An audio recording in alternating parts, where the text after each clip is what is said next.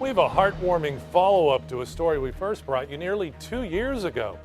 Alvin Buster Bland of Newport News had a rare disease and he needed a triple transplant.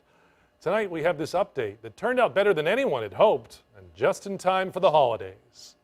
I was feeling terrible when I first went down there. I didn't know whether I was going to make it or not.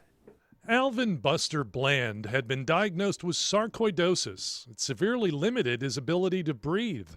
Doctors at Duke told him he needed 2 new lungs and a new heart. They said there was an 85% chance the disease would take his life. And I had bacteria in my lungs and mold in my lungs. And he relocated to Durham in the summer of last year and waited for a triple transplant. This past January, good news. 2 donor lungs and a heart were ready. But now, Buster was not. And they put me on the table and they got me ready for transplant.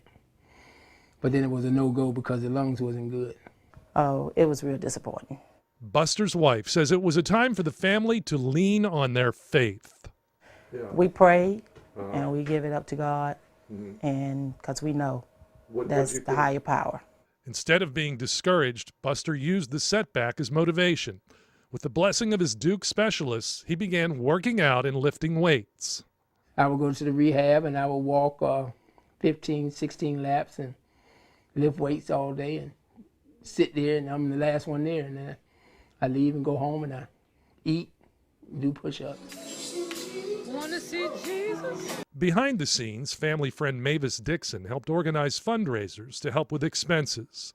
I've had people to just walk up and say, here's $500, give this to Buster. In March, he slept through the night without oxygen for the first time in years. By December, he was in remission. His self-designed rehab program had worked. Oh, I kept the faith. I know I have a power above me. And now his mother has the best Christmas gift she could ever hope for. It was a miracle. Nothing but God could do this. So, yes, sir, it was a miracle. Buster will still need follow-up care every 3 months, but right now, doctors say his prognosis is good.